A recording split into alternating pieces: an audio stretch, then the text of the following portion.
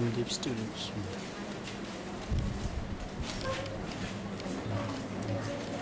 Mr. Van Lauren comes from Camford Town, belongs to Camford Baptist Church. He is very useful at where he is.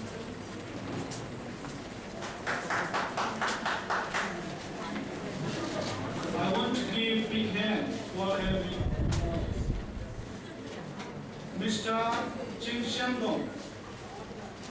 He comes from Lake B, Colonial. He belongs to Lake B Baptist Church.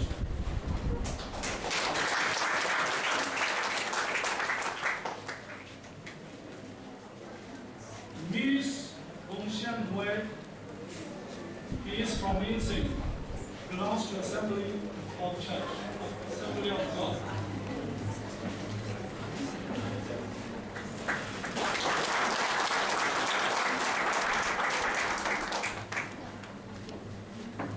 We have Master of Biblical Studies too, so we have only one graduate for that. That is one Solomon Rafa. He comes from Wales, received a degree. He comes from Tula, Matupi Township.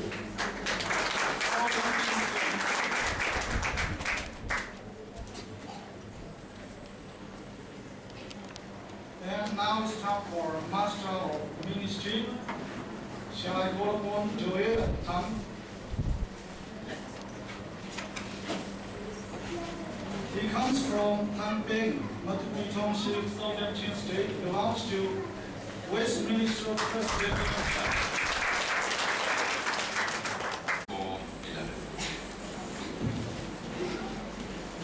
So God granted him what he requested. So what did he request? We go to verse 10. And Jabez called on the God of Israel, saying, "Oh, that you would bless me indeed, and enlarge my territory, that your hand would be with me, and that you would keep me from evil." That was his prayer. Let's pray. Dear Father, who are in heaven, we pray, Lord, in the name that today these graduates, when they go out and work, for you, Lord, that, Lord, you will be with them, with their heart, with their soul, with their mind, so that they commit all three unto your name, unto your purpose, unto your kingdom's sake.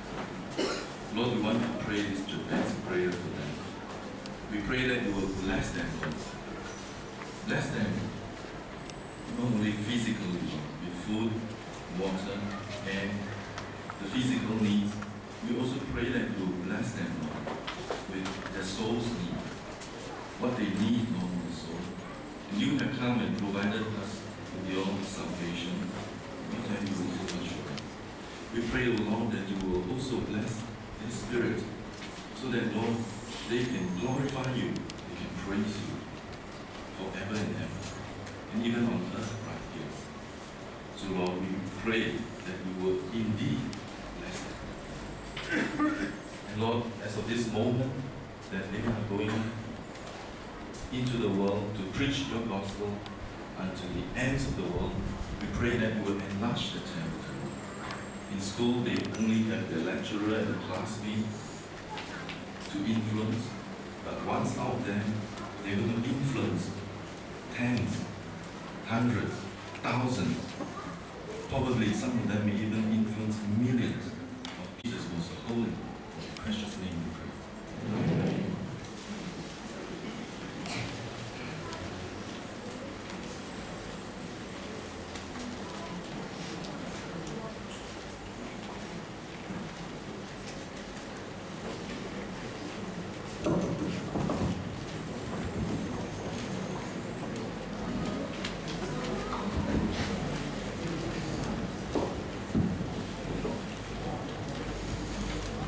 Might stand here.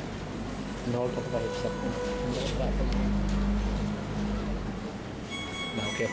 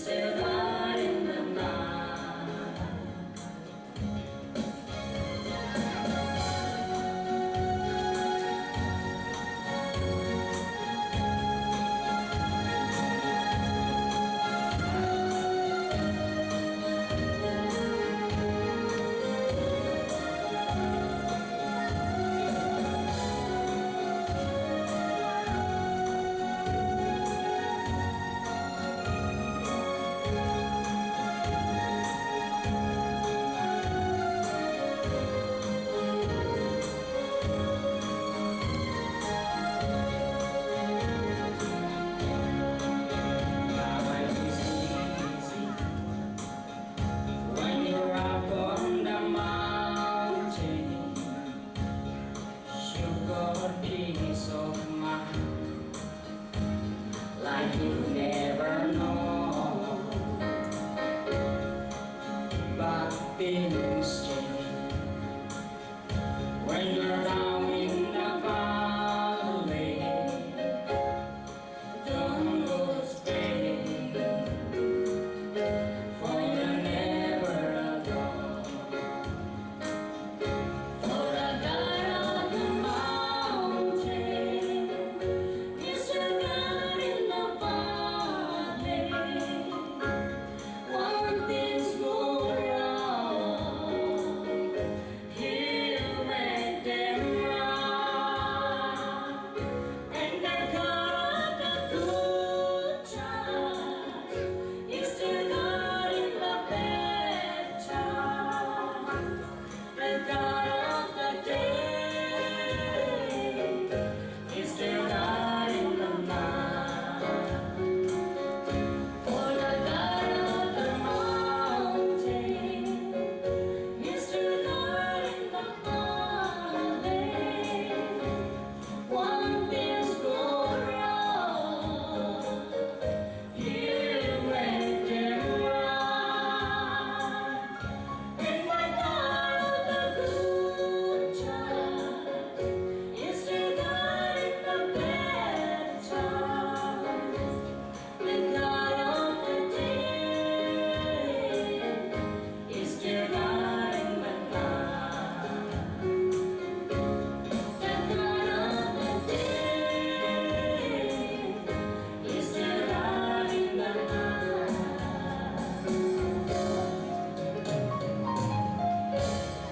What is it that makes us sing so that we can focus our energy and our joy? What is it that makes us dream so that we can discover, we can believe, we become who we are and what we are designed to do? Psalm 139:14 tells us that we have been made with a designer original. Each one of us is special.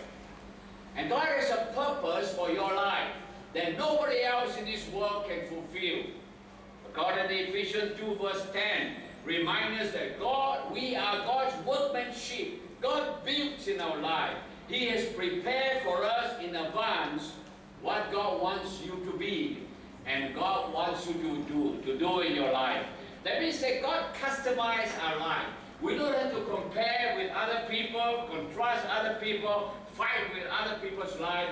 We look to God and say, Lord, you make us an original, one of a kind, nobody just like me. You have a customized purpose for my life. What is it you want me to do in my life, dear Lord? And go ahead and fulfill what God wants you to do. So you need to learn how to pray. You need to learn to look into God's Word. You need to check on your talents. We call it the shape, your spiritual gift in your life, the heart that you have, your ability that you have, the personality that God built you for, and the experiences of your life.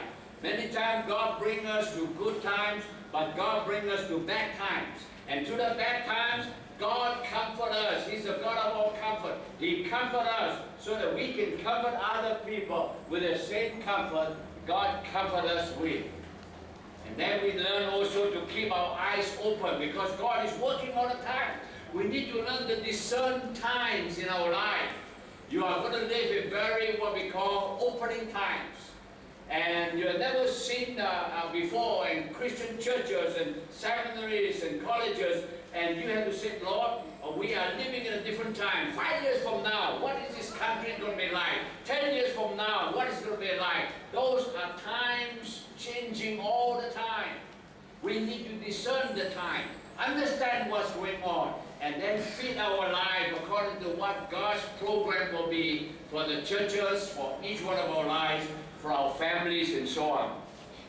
Keep our eyes open, have the discerning spirit. Then listen to your leaders. Learn to listen, be submissive one to another, and especially to those gifted leaders in your churches, in the seminary and so on. So learn to listen to them because they give you good counsel. Because in a multitude of counselors, you'll be saved. You have wisdom. You have understanding. So you learn from one another. Don't try to learn by, sometimes, there are pastors and leaders, They are what we call lone rangers. Means that they have their own self. They think that they're the only one that can have a line towards God, and nobody just like them. And they forgot that there are elders and deacons and fellow pastors and so on. They could help them to make decisions in their life. And then they do it by themselves. They're going to get a lot of trouble. They will fall as days goes by. And many of these pastors, all these 46 years in my life, we find pastors and elders and deacons. They used to be leaders, but now they are no more. They are all cast aside. Why? Because along the lifeline, they think they are smart, they are proud, they get arrogant, and they don't listen to advisors, they don't have friends, and they're just all alone by themselves. They make a lot of mistakes, and then nobody's going to believe them after that. So first of all, God uses a person who has a dream, who has a vision. You got to catch that vision, catch a dream, ask from God, and then work towards it.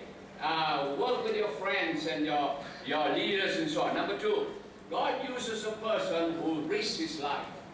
God uses a person who risks his life. Acts 15:26 tells us about the disciples. After they went through with Jesus Christ, the crucifixion, and then the resurrection, and the coming of the Holy Spirit on the day of Pentecost, and then they began to risk their life. They were challenged, not considering their life as their own. And they were prepared to die for the Lord Jesus Christ. And the word is called martyrs in the Bible. It tells us, for you shall receive power. After that, the Holy Spirit will come unto you, and you shall be witnesses unto me. The word witnesses there means martyrs. The early Christians were prepared to risk their life, prepared to give their life, prepared to sacrifice their life, commit themselves to whatever God would have them to be and to do. I remember in World War II, some of us might be born in World War II, they are Japanese, what we call planes. And they are pilots, they are called kamikaze pilots. So when you go out into the ministry, do you expect that God will use you? It might take some time because God gave us a vision. God gave Moses a vision. How many years to take for Moses to do what God wanted him to do? First 40 years he was enjoying himself in the palace. Next 40 years he was in the desert, just being the wife's husband.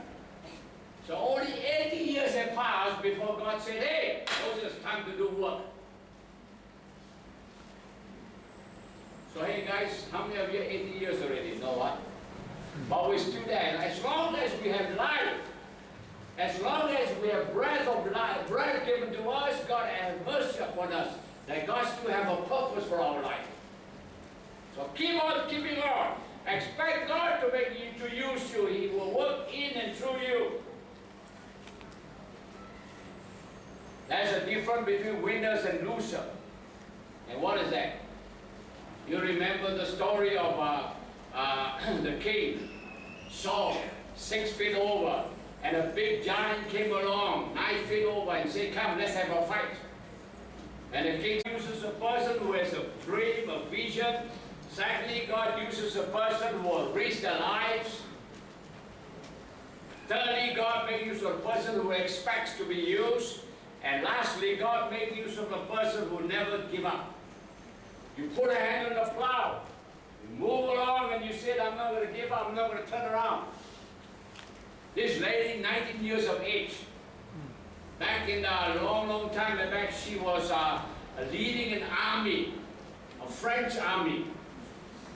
And he was going forth. And they say, you're a 19-year-old girl. You go down there and march against the British in the fort there. What happened if nobody followed?